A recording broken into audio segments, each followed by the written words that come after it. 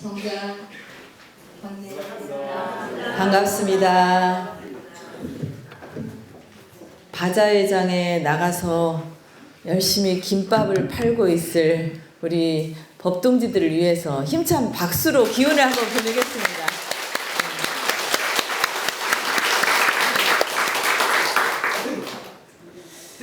대종사님께서 아까 여러분들께서 법어봉독을 하신 것처럼 세상에서 가장 급한 일이 뭐냐, 마치 내 머리에 불이 붙었다 그러면 어떻게 될까요? 만사 제끼고 이 불 끄는 걸 먼저 하죠. 여기 눈썹에 불이 붙었을 때 어떻게 할까요? 제 1순위예요. 모든 걸 제끼고 이 불 끄는 거를 먼저 하듯이. 그렇게 급한 일이 바로 뭐냐면 생멸 없는 진리와 인과보응되는 진리를 믿고 깨닫게 하여 주는 거다. 근데요, 우리 교도님들은, 교당을 오래 다니신 분들은 많이 이 얘기를 듣다 보면 뭐가 되냐면 나중에 귀가 발달해요. 듣는 건 많이 들었어요. 그래서 아는 것 같이 자기가 지금 뭔가 깨달은 것 같은 착각을 할 수가 있어요. 특히 이 대목은 그래요.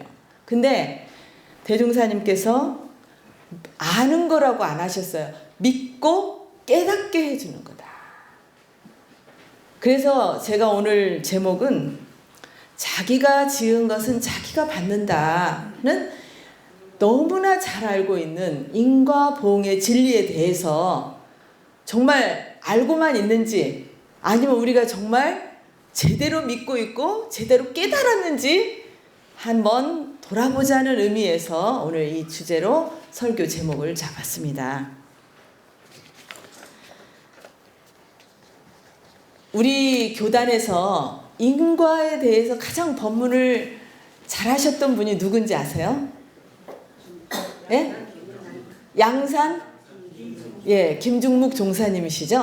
다 아시죠? 근데 양사님이 처음부터 그랬느냐? 그게 아니에요. 양사님이 그 학교 다닐 때 원래 독서를 잘하시고 그러셨대요. 그래서 유물론, 교육학, 심리학 이렇게 다방면의 서적을 탐독하면서 약간 삼세 인과에 대해서 의심이 생겼어요. 그 당시에 정산 종사님이 종목사님이실 때인데요.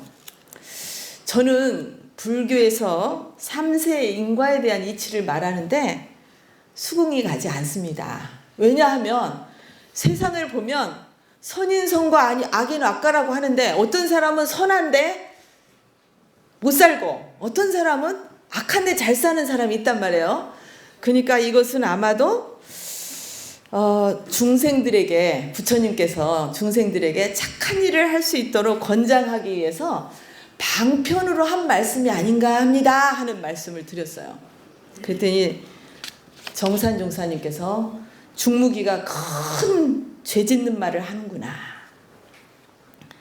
인과이치는 학문적 지식이나 사량계규로 아는 게 아니다. 마음을 깨쳐서 지혜가 솟아나야 참으로 인과를 알 수 있는 거다.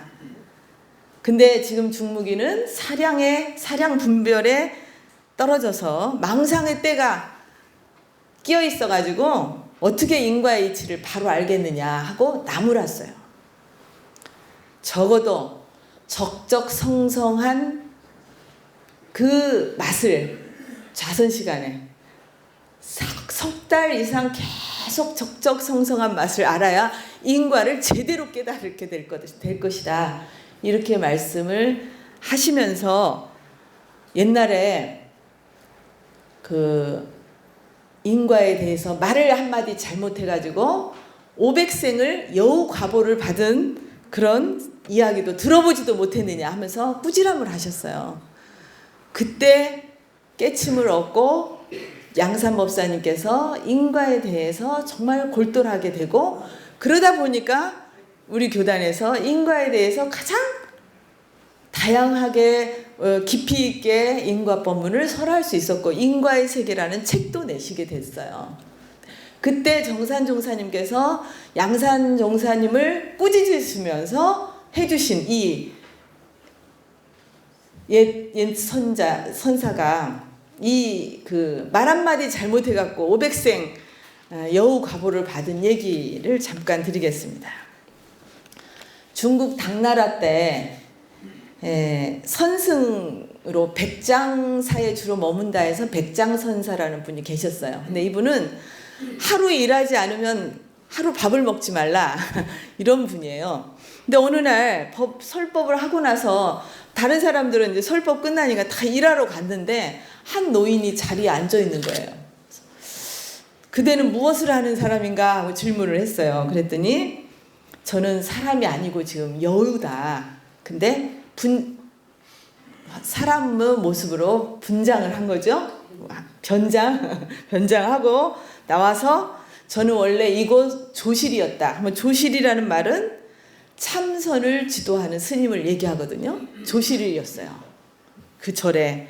근데 어느 날 학인이 질문을 합니다.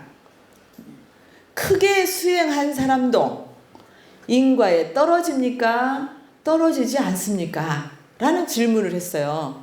크게 수행한 사람도 인과에 떨어집니까? 떨어지지 않습니까?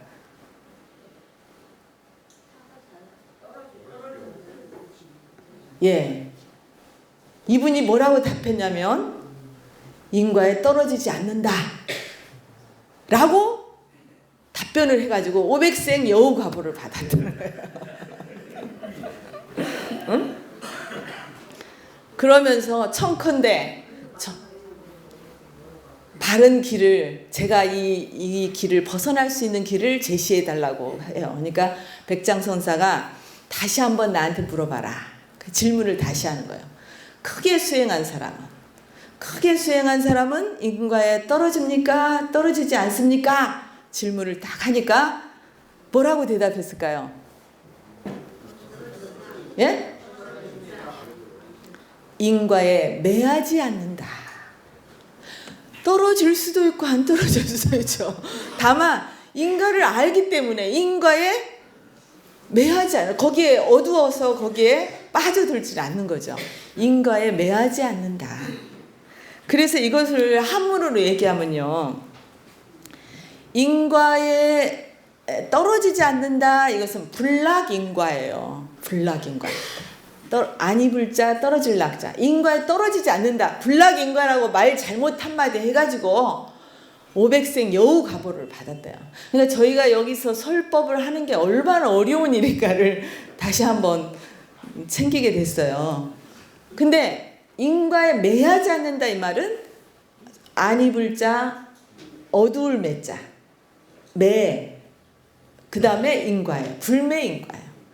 한 글자 틀렸죠. 불락이냐 불매냐 한 글자 틀렸는데 그런 과보를 받았다. 그래서 정말 무섭게 알고 인과를 무섭게 알아야 된다. 근데 지금 말씀처럼 크게 수행한 사람은 인과에 떨어지냐 안 떨어지냐 하는 질문했듯이 석가모니 부처님 당대에 부처님 제자가 질문을 합니다. 부처님이시여, 부처님께서는 어떤 업을 지으셨기에 부처님이 된 지금에도 깨달음을 얻은 그 후에도 나무 가시에 찔려 발을 찔려 상처를 입으셨습니까? 아마도 굉장히 상처를 입어가지고 고생을 하시는 모습을 보고 이렇게 얘기를 했나 봐요. 부처님께서 말씀을 하십니다. 나는 먼 옛날에 내가 업을 지었기 때문에 지금 그것을 되돌려 받는 것이다. 예컨대 100겁을 지내도, 겁이라 하면은 우리 겁이 뭐예요? 이 세계가 생겨가지고 티끌처럼 다 세계가 없어질 때까지의 시간을 얘기해요. 그럼 엄청난 긴 시간이겠죠? 근데 100겁, 한 겁도 긴데 100겁을 지내도 내가 행한 업은 없어지지 않는다. 반드시 인연 따라 언젠가 받게 되는 거죠. 그러면서 부처님께서 전생사, 아주 오래된 전생사를 얘기를 합니다. 어느 마을에 두 상인이 우리가 보물을 찾으러 가자 그래가지고 보물섬을 찾아 나섰어요. 각각 배를 가지고. 근데 다행히 순풍에 애로사항 없이 딱 거기에 도착을 했어요. 그래서 보물을 자기 배에 실는데 두 상인이 갔는데 한 상인은 이 배가 감당할 수 있는 만큼만 적당히 잘 실었어요, 보물을. 근데 한 상인은 욕심이 나잖아요. 하나라도 더 가져가려고 잔뜩 실었어요. 그러다 보니까 배가 침몰해 버렸어요. 침몰을 하니까 뭐라고 하냐면 나 좀 이보게 나 좀 구해주게. 그러니까 이 한 상인은 어때요? 자기가 지금 감당할 만큼만 보물을 실었는데 이 사람을 구해주려면 어떻게 해야 돼요? 내가 지금 이미 실은 보물을 버려야죠. 그럼에도 불구하고 보물을 버리고 이 사람을 구해줬어요. 근데 구해줬더니 이 사람이 좀 가다가 약이 올랐어요. 똑같이 보물섬에 가서 보물을 발견했는데 오늘은 안 찍으셔도 될 것 같은데 사무장님. 보물을 발견했는데 이 친구는 지금 배에 아직 보물을 많이 실었잖아요. 근데 그걸 달라고 할 수도 없고 약이 오르는 거예요, 은근히.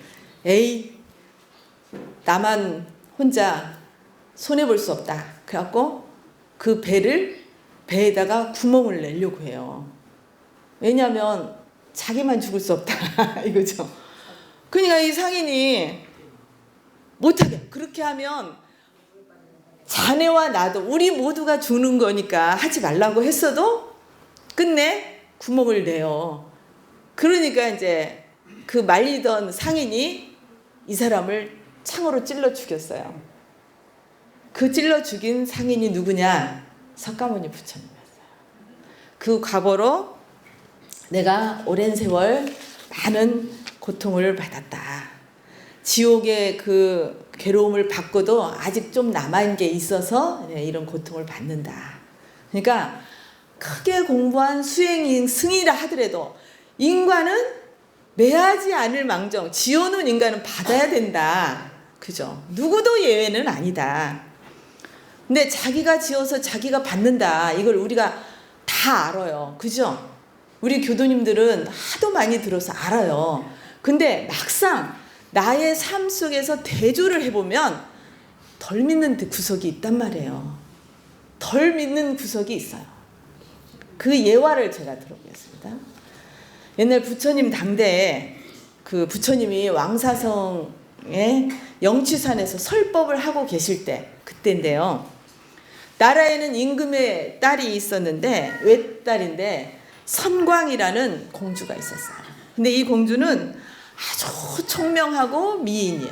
그래서 미와 그 아름다움과 지혜를 같이 갖추고 있어서 이 부왕과 왕비가 굉장히 딸을 사랑스러워했고요. 귀여워했고 궁중에 드나드는 모든 사람도 굉장히 이 공주를 아주 귀하게 여겼어요. 그러니까 어느 날 왕이 딸에게 진지하게 얘기를 합니다. 너는 나의 힘과 복에 의하여 많은 사람들에게 존경과 사랑을 받는구나. 이렇게. 그러니까 이 공주가 정색을 하고 대답을 합니다. 아바마마의 은덕이 한량이 없습니다만 알고 보면 아바마마의 힘을 입어서가 아니옵니다. 아바마마의 덕택인 것 같지만 사실은 제가 전생에 지은 복이 있기 때문입니다. 라고 얘기를 했어요. 여러분은 누구가 옳은 것 같아요? 왕의 말이 맞다. 혹시 공주의 말이 맞다. 예. 근데 공주의 말이 맞긴 하지만 지금 이쯤 되면 왕이 어떻게 했어요? 화가 나겠죠. 아니 저것이 왕은 조금 인가를 철저하게 못 믿으면 이런 일이 생길 수가 있는 거예요. 화가 났어요.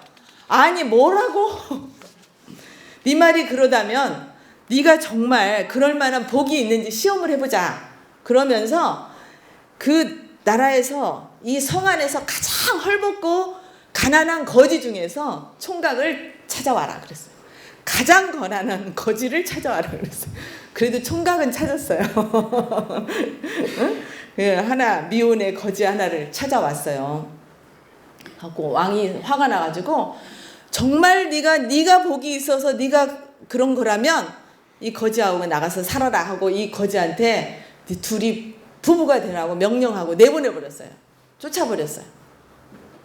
그래서 이 공주는 어머니 왕비가 막 울고 불고 붙들고 하는 걸 뿌리치고 어쩔 수 없이 지엄한 왕의 명령이니까 나와야죠. 쫓겨났어요. 그러나 공주는 한치도 그 부왕을 원망하지 않았어요. 그래서 나와가지고 집도 아닌 움막으로 살고 있었던 이 거지가 살고 있던 움막으로 갑니다. 움막으로 가서 남편에게 정중히 아내로서 인사를 정중하게 드리고 그리고 나서 저를 이해 못하는 사람들은 내가 새치혀를 잘못 놀려서 이렇게 재앙을 받는다고 생각하겠지만 나는 그렇게 생각하지 않고 후회하지 않는다. 나는 인과를 철저히 믿기 때문에 그렇다.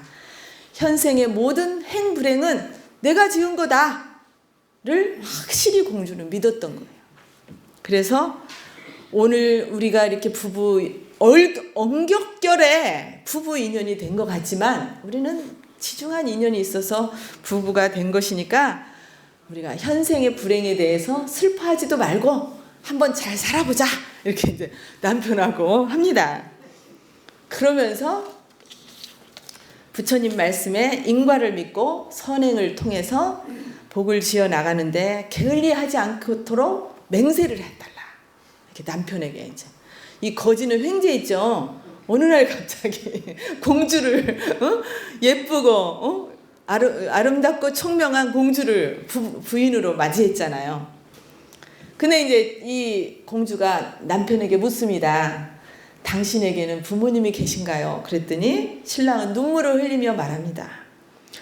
우리 집은 조상 대대로 나라에서 손꼽히는 큰 부자였대요. 근데 부모님이 갑자기 돌아가시면서 자기는 외아들이었고 어렸을 때 부모님이 갑자기 돌아가시면서 거지가 되어서 이렇게 살고 있었던 거예요. 그 얘기를 듣고 공주가 그렇다면 당신이 옛날에 살던 집을 어디였는지 아냐고 물어요. 안다고. 그러면 그 집을 한번 갑시다. 그러니까 남편이 지금 그 집은 다 허물어서 터만 있고 아무것도 없는데 뭐하러 거기를 가자고 하냐. 그러니까 아무 말도 묻지 말고 나를 거기로 안내를 해달라고 그래요. 공주가 가서 그 집터에 가서 이렇게 주변을 살핍니다. 살피더니 갑자기 땅을 파요. 땅을 팠더니 갑자기 저 부인이 좀 맛이 갔나 이렇게 생각을 했겠죠. 이상한 눈으로 쳐다보고 있는데 한참 땅을 파더니 거기에서 금괴를 찾아냅니다. 거기에는 엄청난 보물이 묻어져 있었어요.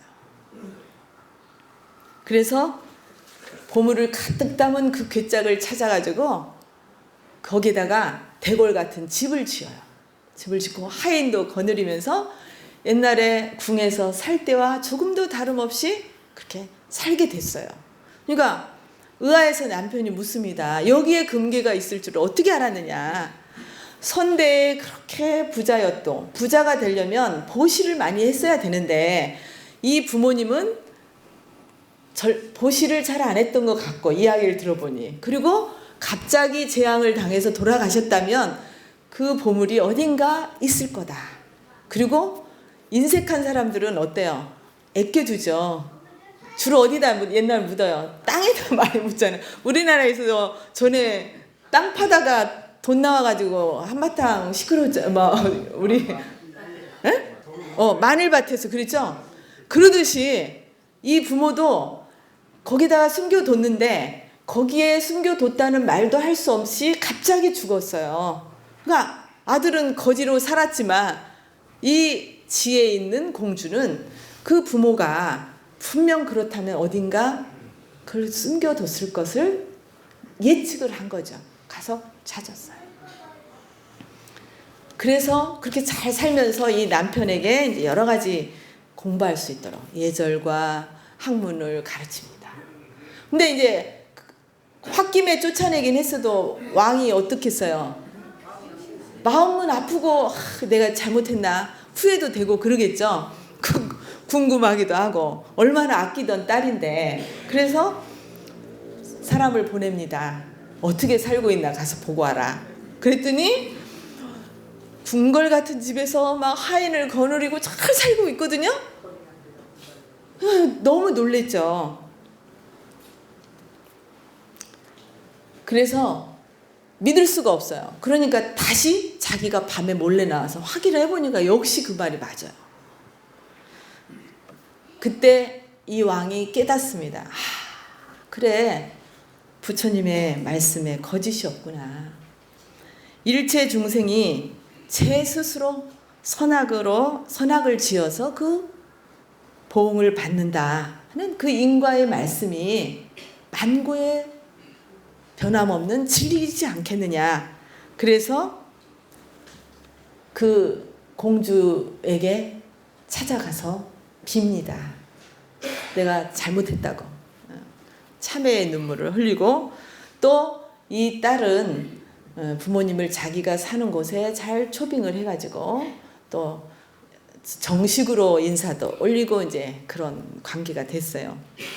그러니까 이제 부왕이 곰곰이 생각해보니까 우리 공주는 전생에 어떤 사람이었고 어떻게 살았길래 그 한 푼 없는 거지한테 쫓아 보냈어도 그 복을 누리고 사는가. 그게 궁금했어요. 또 이제 3세 인과가 이제 궁금한 거죠. 궁금해서 부처님을 찾아가서 묻습니다.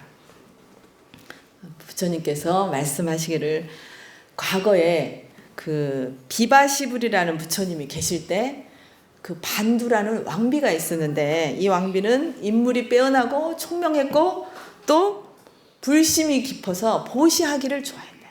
특히 거지들에게 베풀기를 잘했답니다. 그래서 이 거지들이 다 왕비를 찬양을 했었대요. 그리고 이 비바시불이 돌아가시고 난 뒤에는 동상을 조성해서 모든 중생들이 다 그 불공을 할 수 있도록 조성을 하고 자기가 원을 세우기를 다음 생에 태어날 때는 금빛 광명이 나고 부귀를 누리면서 삼도 판란을 만나지 않게 하시며 일체 중생에게 보시할 수 있는 사람이 되게 해주소서 하고 이제 그렇게 기도를 했었답니다. 그때 그 왕비가 바로 이 성광공주였고요. 이 거지는 옛날에도 이 공주의 남편이었어요. 근데 남에게 보시하는 걸 별로 좋아하질 않았어. 아내가 열심히 보시하는데 옆에서 남편이 끙짜를 한 거야.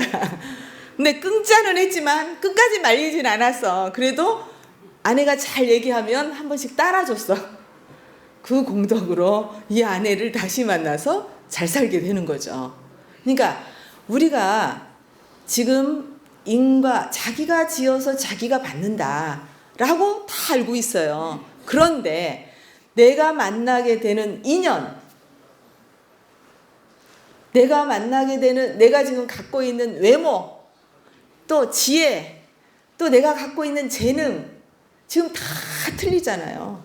다 틀리는데 왜 틀리느냐? 자기가 지어서 자기가 받기 때문에 그래요. 틀린 거예요. 근데 그런 걸 여러분들이 다 알고 있잖아요. 저도 알고 있어요. 그런데 가끔 가까운 인연들을 만났을 때 가까운 인연들이 기쁨도 주지만 뭣도 주죠? 고통도 줘요. 그죠? 특히 이제 그 부모 자녀 사이에는 각자 자기 몫이 다 있잖아요. 지금 이 왕과 공주처럼 자기가 가지고 있는 게 자기가 지은 대로 지금 받고 있는 건데 지금 현생에 나타난 관계만 생각하면 내가 어떻게든 뭔가를 해주고 싶어. 잘 되게 해주고 싶은데 그 상대의 자녀는 자기가 지어놓은 게 있기 때문에 안 되는 경우가 많잖아요. 그죠? 근데 그걸 그냥 인과로 바라보고 받아들여야 되는데 왜 안 되는 거야 하고 애걸복걸 살면 인과를 아는 거예요, 모르는 거예요? 모르는 거죠. 인과를 깨닫지 못한 거죠. 인과를 깨닫지 못했다 하더라도 확실하게 믿는 사람은 그런 상황이 될 때 약간 떼어놓고 봐야 돼요. 그 속에 탁 매몰돼서 같이 찢고 볶고 하면 잘 안 보여요. 큰 숨을 탁 들이쉬고 가까운 인연들 만날 때 특히 더 이 인과로 받아들이고 바라보기가 쉽지가 않아요. 제가 주로 8시 그 MBC 뉴스를 봐요. 근데 그거 끝나면 가끔 딱 너 같은 딸이라는 드라마를 해요. 그래서 그걸 몇 번 본 적이 있어요. 근데 그 엄마가 딸 셋을 정말 물 안 묻히고 잘 살게 하고 싶은 거야, 남 앞에. 그래갖고 딸을 잘 키웠어요. 키웠는데 큰 딸을 그래서 자기가 원하는 대로 어디 시집을 보냈는데 아마도 둘이 사랑하고 이런 게 아니라 엄마에 의해서 마지못해 시집을 간 것 같아요. 근데 결국은 이혼을 하고 나옵니다. 상처란 상처는 다 받고. 둘째 딸은 엄마가 도저히 받아들일 수 없는 부하 직원하고 결혼을 해요. 막 죽지 살기 하는데 거짓말 치고 아이들가 뭐 해가지고 결혼을 했어요. 근데 셋째 딸이 의사인데 호랩이 그 아이 딸린 그 과장한테 시집을 간다고 하니까 엄마가 막 죽네 사네 이런 모습이 나오더라고요. 내가 보면서 죽네 사네 하는 거예요. 막 내가 너를 어떻게 키웠는데 네가 그럴 수 있느냐? 난리가 났어요. 막 그래갖고 병원에 가서 그런데 자기가 지어놓은 인연을 만나는 데는 어떻게 할 수 없어요. 할 수 없어요. 그러니까 그래가지고 이 딸은 그 의사인 딸은 원래 자기를 위하고 굉장히 그런 성향이었나 봐요. 근데 이 남편은 옛날에 심장을 이식을 받았대요. 근데 자세한 내막은 모르는데 눈치로 지금 아마 그 집에 관계된 이 사람한테 받았나 봐요. 심장을 이식 받은 이후로 남을 위해서 봉사하고 살겠다는 서원을 세웠어. 그래가지고 의사로서 아프리카 가서 고생하면서 사람들 도와주면서 이렇게 사는 삶을 사는 사람이에요. 그러니까 이 딸이 거기에 그 가장한테 홀딱 반해서 가는 게 엄마로서는 도저히 받아들일 수 없죠. 받아들일 수 없는데 이 딸은 죽기 살기로 간다고 그래요. 죽기 살기로 간다고 할 땐 딱 뭘 봐야 돼 우리가.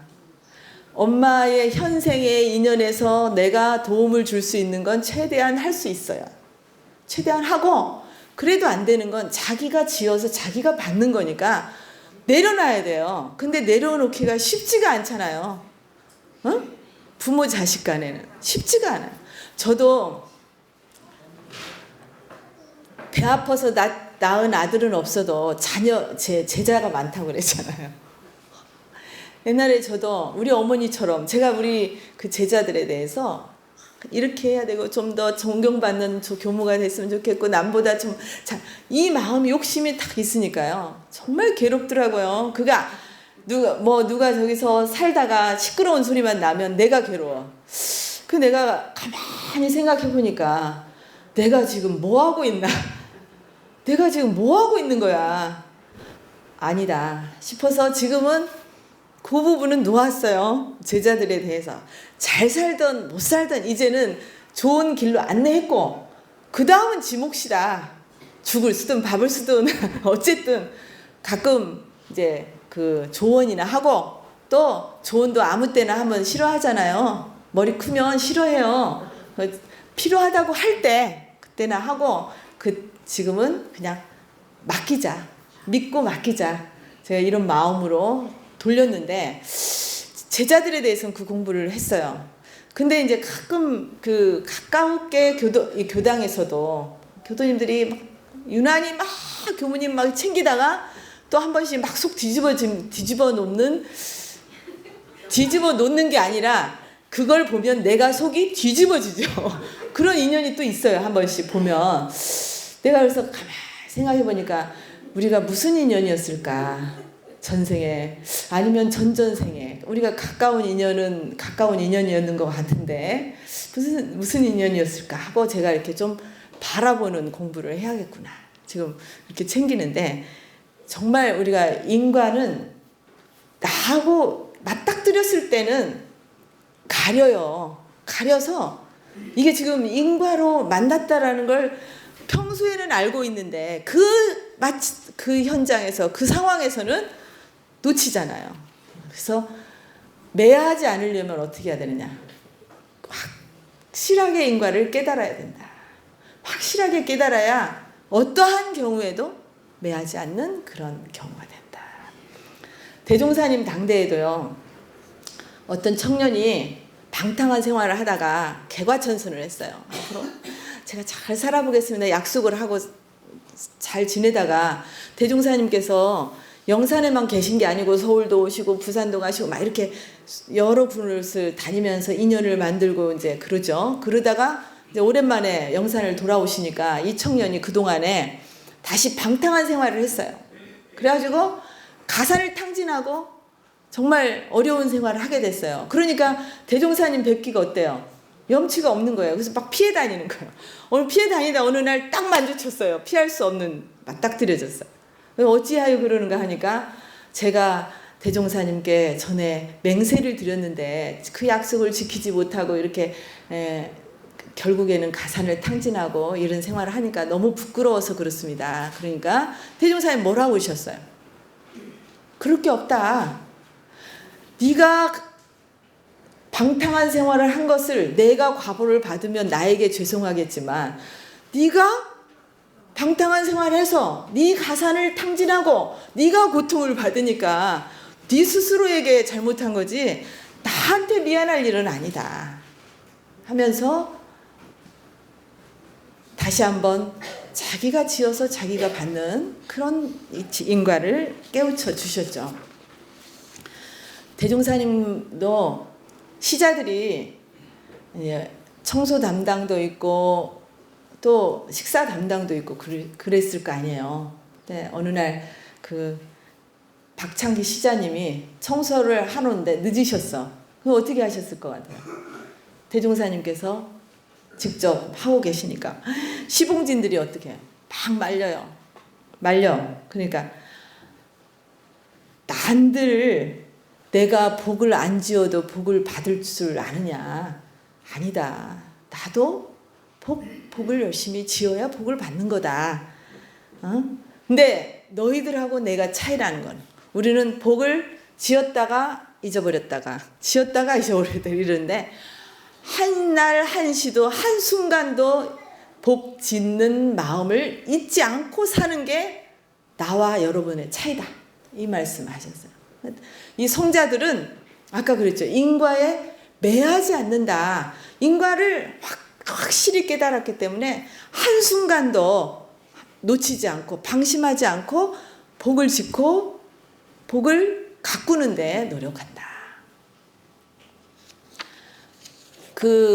우리가 어떤 복을 지어야 어떤 업을 받게 되는가에 대해서 자세히 나와 있는 경전이 있어요. 혹시 기억나시는 분?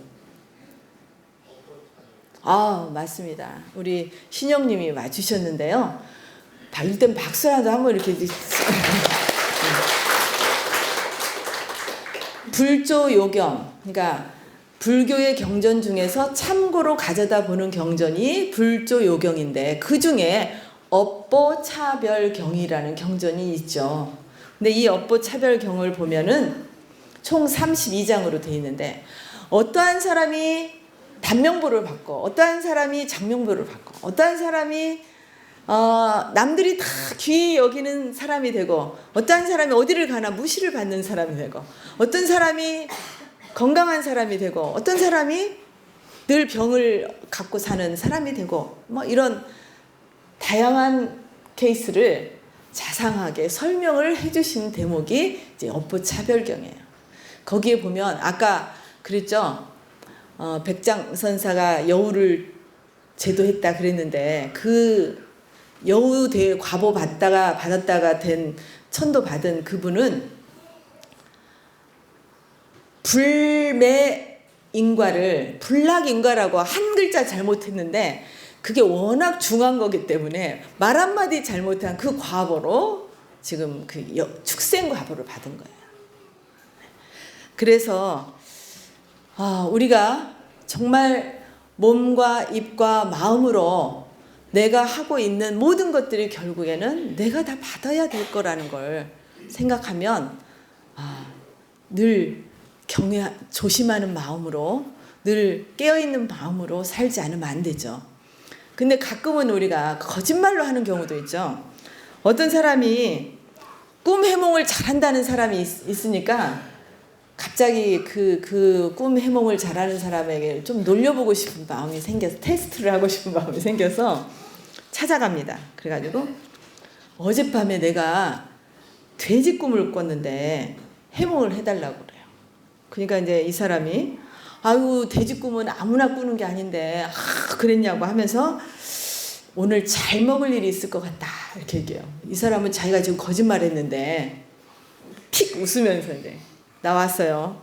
근데 집으로 돌아왔는데 아내가 이웃 잔치집에서 오란다면서 그 집에 가자고 그래요. 그래가지고 그 집에 가서 잘 차려진 음식을 잘 먹었어요. 이상하네. 내가 거짓말로 했는데 그 다음날 또 찾아갑니다. 내가 어젯밤에도 또 돼지 꿈을 꿨는데 거짓말이죠 물론. 해몽을 해달라고 그래. 그러니까 그 해몽가가 뭐라고 하냐면 아이고 돼지 꿈은 아무나 꾸는 게 아닌데 오늘도 또 꿨냐고 하면서 오늘은 새 옷을 얻어 입을 것 같다 얘기를 해줬어요. 아마 믿지 의심반 뭐 반신반의 하면서 나왔겠죠. 나왔는데 집으로 돌아왔는데 조카 돌잔치가 있다고 그래서 갔더니 새 옷을 선물로 줬어요. 받았어. 몰라? 이거 뭐야? 이런 생각이 들었어요. 그래서 세 번째 다시 또 찾아갑니다. 내가 어젯밤에도 돼지 꿈을 꿨습니다. 그러니까 아유 그 꿈을 아무나 꾸는 게 아닌데 또 꾸셨냐고 하면서 오늘은 어디서 두들겨 맞을 수 있는 요소가 있으니까 절대 조심하라 그랬어요. 그러니까 오늘은 네가 틀렸지. 그럼 그렇지. 네가 틀렸지. 그러고 이제 나왔어요. 나왔는데 집을 가는데 그 동네에서 이렇게 좀 그 깡패 같은 사람이 딱 저기서 오더래요. 그래서 피하고 싶은 마음에 슬쩍 피해서 가는데 이 사람이 그걸 봤어요. 그래갖고 막 쫓아와가지고 기분 나쁘게 왜 사람을 피해가냐 하면서 실컷 두들겨 팼대요.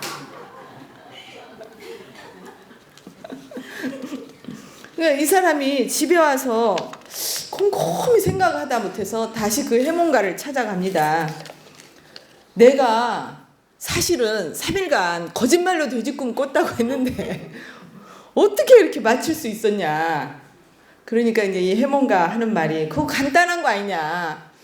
돼지가 처음에 꿀꿀 하고 울으면 어떻게 해요? 밥 달라고 하는갑다 하고 밥을 주고 그래도 또 꿀꿀 울어대면 이 짚을 갈아줘야 되나 보다 하고 짚을 갈아준대요. 그래도 꿀꿀 대면 두들겨 팬대요.